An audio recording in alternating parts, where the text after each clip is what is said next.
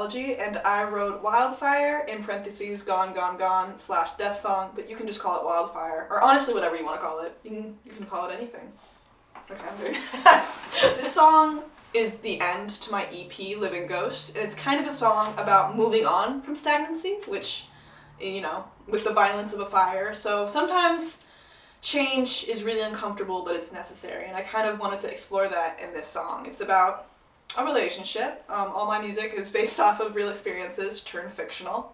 Alright, this first visual, I kind of imagined just like two people really close, just kind of speaking, and then a little word kind of starts the ember of this huge fire. And I think it's always, at least from my experience, it's always the little things that end up in the huge explosions, and they build up over time. It's never some big catalyst. And so I wanted to explore that with just something really gentle of like a fire happening between two people, but it's so small, and honestly, like, as you watch it fall, you're a little bit curious. You know, you watch it kind of hit the pines, and you're like, is that actually gonna catch? What is this? You birth me a fire, don't come in. A world we serve between us. It throbs to the forest floor humming as heat singes our fire. I used the words world eater to describe this little gentle thing because I thought it was really funny to kind of combine something really intense with something so small. And it kind of represents how something really small can be the catalyst for something truly massive once it starts catching and once things start building up upon it. Just from my own experience, it's never been something big that has caused a relationship to dissolve. In all honesty, it's the really small things that start building up over time. Maybe it's like one word that they use over and over again, or just one thing they said one time that slowly stays in the back of your brain and starts building up. So I wanted to represent that by the little ember starting everything. Shivering up through our canyons, as critters call out warning cries. You see, this is the next stage of our fire where things are slowly starting to pick up. I kind of wanted to cite the animals, sort of sensing something before we do, because, you know, like with tsunamis, the birds, with storms, also the birds, there's something within us that knows something is wrong before we do, and it's kind of this feeling of the gut knowing something's wrong before the mind does. So I wanted to illustrate that with like some critters making some noise. Actually, in the background of that little audio there, you can kind of hear like coyotes yelping. That is from the National Park Service. I totally recommend them if you're a music producer, because they offer free sounds, royalty-free sounds, that as long as you just credit them when you're explaining them, you're all good. You didn't mean for this to happen. Your nose crinkles up when you lie. The line, your nose crinkles up when you lie, is kind of, it's this idea of intentions being different from what people say. I think I'm a very big, like, intentions matter kind of person, but I really always like to believe in the benefit of the doubt, and I'm just saying things now. This has nothing to do with the song. Wow. For me, this part is our narrator watching the person they love lie to their face and wanting to believe it, wanting to, like, seeing this kind of, this chaos slowly starting to unravel, and they're like, no, I swear it's an accident, and you really want to believe it, but you're like, okay. So this line is kind of like a growing suspicion. You have a gut feeling, and you're not sure if you want to believe it or not, but you don't want to. You really don't want to, but, you know, the nature around you is telling you, dude, wake up. Vermounts, honeysuckle petals, nectar sizzles out writhing mouths. This next line, fire melts honeysuckle petals. So where I went to school as a kid, on the way home, I would walk to school. There was like this little, like overhang pathway that you go through, and it was just like honeysuckles, and the air smelled so sweet. And I kind of associate that with being a kid with this person, being young, you know. There's a sweetness there, there's history, because this song is also about losing a lot of history with someone, and kind of, you know, being like, oh shoot, I really don't want to lose this history, and maybe you don't want to lose the history over the person, you know. You value your time when you value your actual relationship. But this one specifically is this idea of like this childhood innocence kind of being tugged away. It's slowly, the fire slowly consuming everything that was sacred as a kid, everything that was cute, as it slowly becomes more real. And the idea of them being destroyed is just like the little visual of them, like, they have little mouths, they look like this, and then just kind of like dying and like sizzling up, because they're full of a very sweet nectar that you kind of lose. Mosquitoes come rising in embers. Why in this light do you, boy, look proud? This next line, why in this light do you, boy, look proud, that's based on a real experience with someone that I was close with, I noticed every time they would say something kind of intense and cruel, there was almost this glow in their eye. They were kind of proud of it. They were saying that kind of stuff. And I remember being really unsettled by that, but still not wanting to see that glow, you know? So it's like, kind of asking that question, like, wait, this chaos is happening around us. Why are you enjoying this? Why are you reveling in this? Gone will be our secrets, our footprints, our hand up streets. Gone will be any hint of you or of me. Gone, gone, gone. Wildfire, in my own personal experience, is about the loss of a 12-year relationship. Just 12 years of history with someone slowly getting eaten alive by the realization that the relationship wasn't good and it was hurting me and quite possibly hurting them as well. I don't know. So the chorus is about like the history you have with them, because I stayed in the relationship for so long because I was like, 10 years, that must mean something, that must be valuable, despite it hurting me. And so the chorus is about things that you would do as a kid, so making stick cuts, you know, stopping up a stream with your hands, that kind of stuff, and like slowly watching that all go away, and slowly everything dissolves. And there's a freedom in that, you know, kind of letting go of that. There's also something scary about letting go of something that honestly knows you more than you know it, you know? First ripping bark from the poplars, ground dwellers, homes collapse to graves. Like how I cling to you 'cause it's familiar, despite your breath's heavy stench of doomsday. After the chorus, we come back to the site of what's kind of going on in the woods. So now we have the fire creeping up the trees, and so now there is inignorable chaos that is happening within our little woods. In the line, I wanted to illustrate what was happening with those that decided to stay, because obviously we have some animals that would have left. So the line, ground dwellers, homes, collapse to graves, it's this idea of going with something familiar and kind of, so I picture a mole. I like moles, they're cute. Going into the ground, it's like I don't know where else to go, I don't know what to do. And then everything collapses on them and then that's it for them. So, and then connecting it back to our two subjects in the song. I cling to you because it's familiar, despite your chest's heavy stench of doomsday. So it's the idea that you don't want to move on can honestly, metaphorically kill you. And so that was the idea with that line. Rising up past our treetops, little bodies collapsing from smoke. As cedars they blacken to cinders, don't recognize your face in this glow. And finally we have our beat drop, which is the entire forest has been enveloped by this fire, and there's no ignoring it at this point. Everything's collapsing. Everything that you knew is becoming something else, becoming a shell of what it was. The idea of like cedars turning into cinders, that's a little wordplay because the words sound similar, and there's still some remnants of what they used to be, but now it's something completely different, as seen with the word cedar and cinder, and I'm being an English nerd right now, but you know.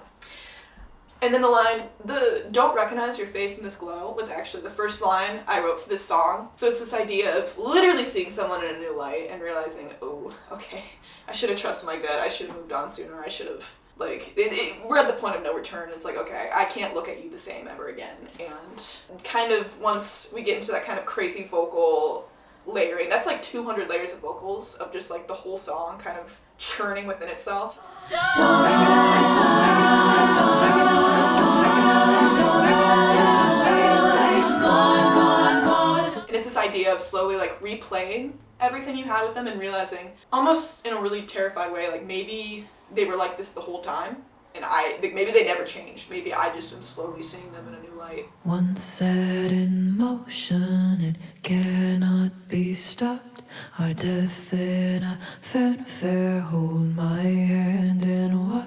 After this point, we kind of divulge into an 11/4 tempo for my music nerds out there, and this is Death's song, so it's this thing right here, kind of keeping our new beat. And the idea of this part of the song is that now everything is kind of burned away, the fire has kind of stopped its full rage, and we're like standing in the wake of, you know, the black trees, the floating ash, the kind of white smoky air. And I chose a weird time signature because I wanted to represent like the disjointed feeling of once there's a huge catalyst and like freak out moment in a relationship, in a toxic relationship, you kind of, there's something in your gut that you know you can't go back. And once you reach that point, it's like everything's disjointed and weird, and you try to make things normal, but it just never will be. And so it's kind of this like last look at our woods before we're like, okay, we gotta move on. Like this is completely dead and barren, and there's no point in staying here. Which comes from the line, once set in motion, it can't be stopped. It's this idea of looking at what you once had and being like, accepting that, yeah, it's over. It's you can't bring this back. The fire has eaten everything, you know. And for my personal experience, this relationship that I'm writing about, it ended in a huge explosion, fanfare. And so this kind of magical idea of like holding hands with the person, you know, that this whole fire caused, and just being like, well, we might as well look at it because at least it was theatrical, I guess, you know, at least it was loud and intense, and there's something beautiful in that, I guess. I don't know, just like holding your hand and watching everything kind of fall apart. A lifetime we built, go to ash in an instant. You cut my wound deep. How do you try to kiss it? A lifetime we built, curled to ash in an instant. That's the idea of finally accepting that time in a relationship does not mean anything. If it's not a good relationship, if the foundations are not good, you can be with someone for 10 years, you can be with someone for 5, 20, it does not matter. It's still not going to get better, it's not going to get good. It's still going to curl to ash. You cut my wound deep, how do you try to kiss it? Is this idea of someone saying they're sorry and apologizing, going, wait, I'm so sorry. But you're like, a kiss isn't gonna do anything. Like a sorry isn't gonna fix whatever happened here. Like we've got to move on. It's an wild charm of a daughter with a heart cold of a son. Skins blistering together till our ribbons touch, but thicker than pine sap love formed before soul. One little choke, and we knew this love would swallow us whole. Of a daughter and a hot coal of a son are like our two subjects of the song, and it's this idea that like no matter what, when they're together, there was bound to be a big fire, there was bound to be disaster. Once again, accepting that yes, this was cursed from the beginning. Skins blistering together till our ribbons touch, blood thicker than pine sap, love formed before soul. One little choke, and we knew this love would swallow us whole. This idea of a love being so strong that it destroys them both, and so they're just both hanging on to each other and being like, well, we might as well. You know, this is our relationship, and so it's a fire that we share together, and it's disastrous. When you become really close, as young as we were, it feels more natural than unnatural to be together no matter what. You know, we were close before we even knew who each other were, that kind of thing. Yeah. And then there's just a bunch of screaming at the end of the song, which I feel like explains itself. Some of the instruments I used here around me are the guitar, obviously. We got some banjo in there. And then for Death Song, we bring, actually no, this one's also a little bit in Wildfire. We bring in a little bit of a rain drum. I actually don't know if that's called a rain drum. I think it is. I obviously use a fire. I take the sound of a fire crackling and turned it into a hi-hat for the end there. There's just some instruments, honestly, that I think are my voice humming, but I put it through 1,000 plugins. It broke my computer. My computer physically couldn't play the audio track by the time the song was done before I sent it out. So that was fun. I kind of had to guess. There's also a bit of, honestly, accidental corruption in the song near the end because of this overload of plugins. Like my vocals break and crack, but I thought that made sense for this idea of like a song. The song itself even is falling apart, so that's kind of fun. This is the final track of the EP. It was also the last song I wrote for it. It was originally going to be a really slow, sappy, sad acoustic song to kind of close everything out, but I love doing bombastic things and I couldn't do that, so it became this really intense thing very quickly. I recorded part of it in my elusive dorm room and then some of it in my parents' attic. Thank you to them for letting me scream really loud near the end. There's a lot of screaming in this one. Oh, it has 500 tracks, which was really fun. No, I think 400. 400 vocal takes. I lied to you. We're gonna look at some unused lyrics. Sometimes as an artist, you have really good lyrics that you really love, but that doesn't make sense in the context of the full song, so you just have to like sacrifice them. Kill your darlings, as the writers would say. My favorite was, tell them to call off the grave digs. Like foxes, we've dug our own holes.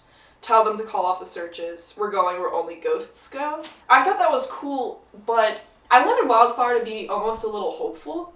You know, this idea that a fire happened, but you're moving on. And this kind of, this infers that our two subjects are, you know, digging their own holes and laying in them.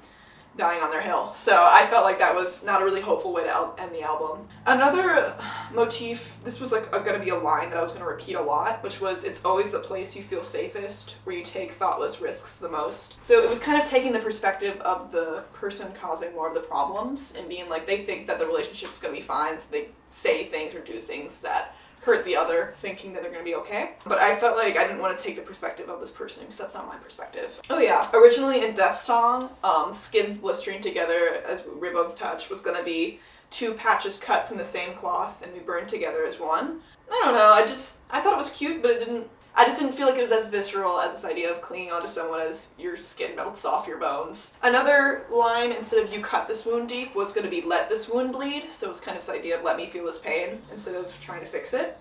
But once again, didn't kind of fit into the general theme. And we'll stop it there. So that's about it on Wildfire. I'd like to thank you guys so much for all the love you've given this song. It's really special to, you know, make something alone in your room and have it resonate with so many people. I'm very honored and very grateful for all the love you've given. And I hope to see you guys around on my channel, maybe, who knows? I am a college student, so things are very busy, but when we can do stuff like this, it's really fun. So, and thank you to Andrew Memmer, who recorded and edited this. He's behind the camera right now, but yeah. All right, I'll see you guys around. Yeah, thank you guys so much for watching my video. Click that like button. Don't forget to smash that like button as well. You can't just click it. Click it, smash it, and then click it again because, you know,